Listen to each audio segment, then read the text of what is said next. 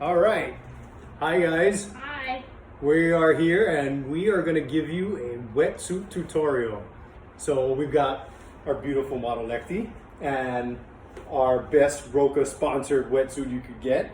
Let me know if you have any questions about Roca. I can definitely point you in the right direction. So we're going to start by getting the wetsuit on, and best thing is obviously first know your correct size and all that. And if the wetsuit is something new to you, then the one thing I'm always going to tell everybody is take your time. Practice putting it on, taking it off, especially before the race. You don't want some sort of disaster happening on race day. So first thing we're going to go over, you just get yourself a nice comfortable seat, especially if you can. Try to find ground if you're going to sit on the ground that's nice and smooth, grass, that sort of stuff. You don't want to be doing this on asphalt or sitting on a curb. So you sit down, get your legs in.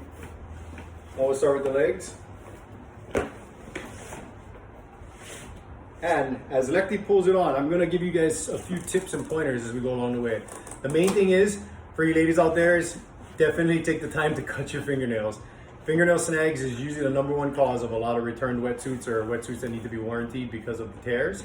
So if you can, cut your fingernails, and I tell people use the pads of your fingers. You want to grab with the pads of your fingers. You don't want to dig in this way. You want to grab this way and grab as much material as you can and work it up. There are some tricks that other people have probably told you along the way, such as you put plastic bags over your feet. It helps it slide the bottom of the wetsuit up to your ankle into the proper position. One beautiful thing that we have, if you could actually move forward, that Roca actually does, is they put numbers to correlate for the general person where the wetsuit should line up on your body. So the first one we're going to go over is #1, should be right on top of your kneecaps. If you don't have a Roca wetsuit, don't fret. Another industry secret I learned is take a nice silver Sharpie after you put your wetsuit on properly and mark yourself a nice big dot. And that'll tell you to put it on the same way every time. So now you got the legs, at least the lower legs on. You're going to want to basically shimmy it up as much as you can.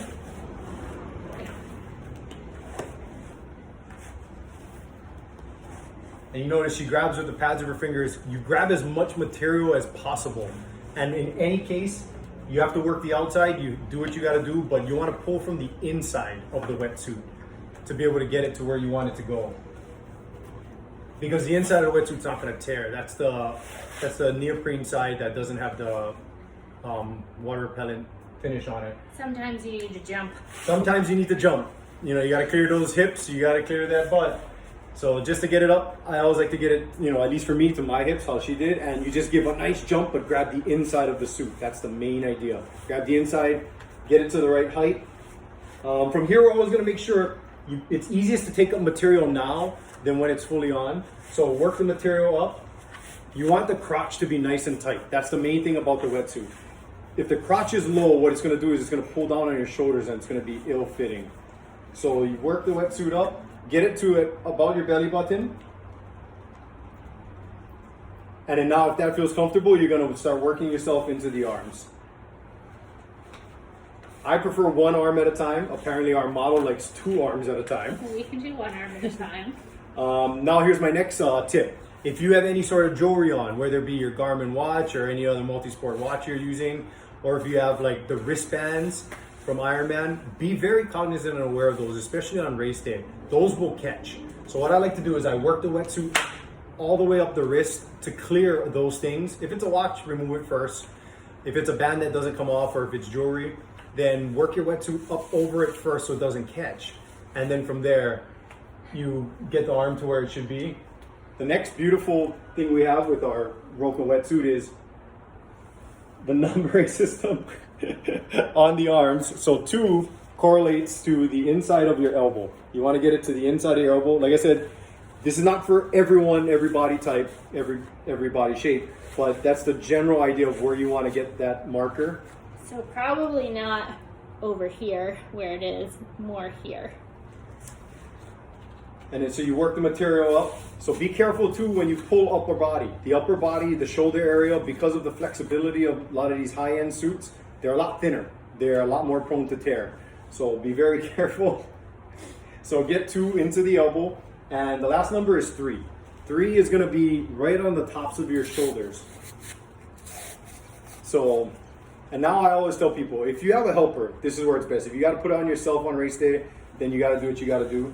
But if you have a helper, actually, before you zip it up there, I tell people, if you want to work it in, always use the inside of the suit and then grab as much material as you can with the pads. So I'm going to have you turn just a little bit this way. So you're going to watch, I put my hand down the inside of the suit. I pull material up using the back of my hand. And as I pull up, I'm able to work it with the outside. And then I can put the shoulder into place. That feels excellent. I come to the other side, I work the material up, and then now the shoulders are where they should be, and then it makes zipping it up a lot easier. So, also, if you can't get a partner, I always just talk nicely to somebody next to me in transition and ask them if they'll help me. But the main thing is when you pull, if you have to do it solo, you gotta get as much of the material up on your back and on your shoulders as possible, or that zipper is just gonna be a little too wide.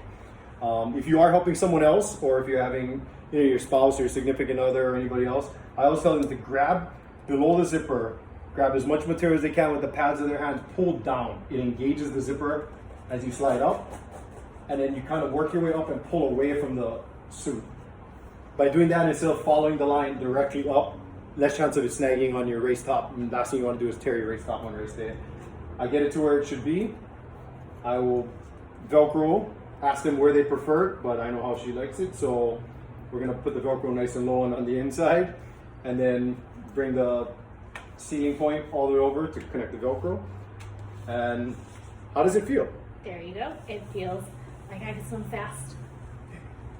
And just remember, suits are always gonna be tight. A couple little things I'll throw in here. If you haven't had your suit on in a long time, get it wet. They're almost like car chamois. They dry out. Neoprene does not hold the moisture for very long. So if you can get it wet, it usually breaks the suit in a little bit ahead of time before your race. Or if you swim in it regularly, you don't have to worry about it. As far as once you got it on, once you get in the water, get a little bit of water in there. Just pull the collar, get a little bit of water. It might help you maneuver the legs up to exactly where you want it. Get that crotch nice and high and nice and tight. Get the shoulders up as high as you can because you want that flexibility for your reach and your catch. We're gonna make another video on how to remove it and best ways to get through transition.